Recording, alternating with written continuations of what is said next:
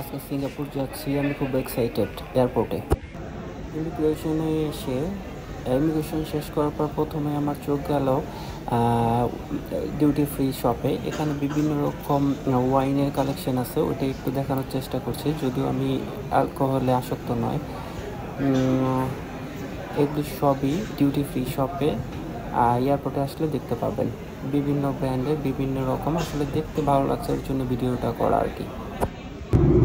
এই জানালা দিয়ে নতুন একটা শহর দেখলাম, আসলে খুবই ভালো লাগছিল, এই জন্য আমি ভিডিওটা করে নিলাম। মনে হয় আপনাদের কাছেও ভালো লাগবে। দেখতে আসলে অনেক জোশ ছিল আর কি এই ভিউটা। এই ভিউটা কোন শহর অ্যাকচুয়ালি আমি জানি না, তবে আমার ব্যক্তিগতভাবে এই ভিউটা খুবই ভালো লেগেছে।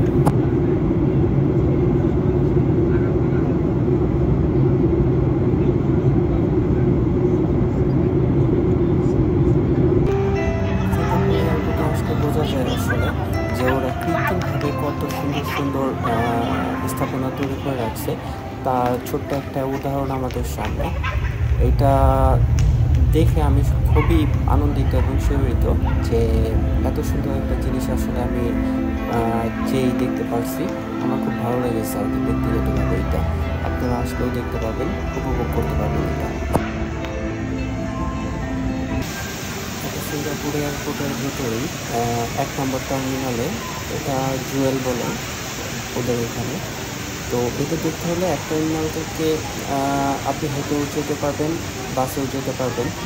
তো সিঙ্গাপুর যারা আসেন, আমার মনে হয় সবারই এই জায়গাটা একটু যাওয়া দরকার, ঘোরা দরকার, কারণ এই জায়গাটা দেখতে অসাধারণ ছিল, অসাধারণ।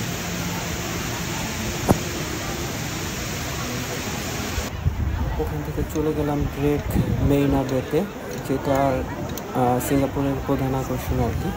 এখানে যাওয়ার পরে অনেক দেশি বিদেশি মানুষের সঙ্গে দেখা হলো, খুব ভালো লাগছে আর কি। এই জায়গাটায় যে খুব ভালো একটা প্লেস টুরিস্টদের জন্য অ্যাকচুয়ালি। এখানে কিছুক্ষণ ঘোরাঘুরি করে মেরিনা বের বিকালবেলা সন্ধ্যার আগে গিয়েছিলাম। তো এখানে একটু হাঁটাহাঁটি করলাম, হাঁটাহাঁটি করছি অ্যাকচুয়ালি ওয়াটার শোটা দেখার জন্যে।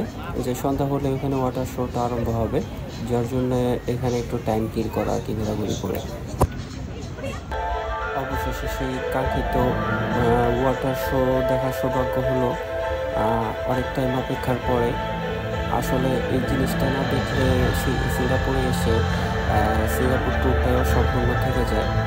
তো এবার আমার খুব শর্ট ভিজিট ছিল সিঙ্গাপুরে, যার জন্য আমি খুব বেশি টাইম থাকতে পারিনি। এবার আমি 2 দিনের ট্যুরে গিয়েছিলাম আমার কাজে। তো এই ফাঁকে ফাঁকে যতটুকু সময় পেয়েছি এর মধ্যে কিছু ভিডিও শ্যুট করেছি, আর ব্যক্তিগত কাজ তো ছিলই, ওটাও শেষ করতে হয়েছে।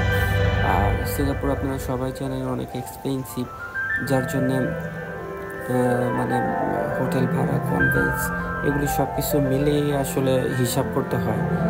আর আমরা যারা ব্যবসার কাজে কিংবা ব্যক্তিগত কাজে যাই, তারা তো অবশ্যই আমাদের সব কিছু চিন্তাভাবনা করেই যেতে হবে। ওয়াটার শোটা আসলে অনেক লং টাইম হয়, যদি আমি পুরোটা দিতে চাই তাহলে পরে হয়তো বা ভিডিওটা অনেকটা বড় হয়ে যাবে। তারপরে আমি দিচ্ছি, কারণ এটা আসলে যারা সিঙ্গাপুরে গিয়েছেন তারা তো অবশ্যই দেখছেন, আর যারা যাননি তারা আসলে ভিডিওটা দেখে হয়তো বা কখনো যেতেও পারে, হয়তো বা ভালো লাগতে পারে, কখনো যাওয়ার চেষ্টা করবেন কিংবা যাবেন অবশ্যই। আমরা তো চাই আমাদের দেশ থেকে সবাই করুক, সবার উপরওয়ালা আমাদের সবার তৌফিক দেখ, যাতে আমরা বাইরে বেশি বেশি ট্রাভেল করতে পারি, আমাদের দেশের সুনামটা বয়ে আনতে পারি। তবে অবশ্যই আমরা যাব টুরিস্ট বিষয়ে যেয়ে আবার আমরা ব্যাক করব। অনেকে হয়তো আমাদের দেশি ভাইয়েরা আছেন কিংবা বোনেরা আছেন যারা যায় বিদেশে টুরিস্ট বিষয়ে, অনেকে আসতে চান না, যার জন্য আমরা যারা টুরিস্টে যাই তাদের কিছুটা প্রবলেম ফেস করতে হয় ইমিগ্রেশনে আমাদের অনেক যাচাই বাছাই করে, অনেক প্রশ্ন জিজ্ঞেস করে, যেটা আসলে আমরাই দায়ী জিনিসগুলো করার জন্য। তবে আমরা এগুলো যদি অ্যাভয়েড করি, আমার মনে হয় কোনো এক সময় আমরা মানে এখন যতটুকু হেনস্থার শিকার হই ওটা আর হব না অ্যাকচুয়ালি আমরা।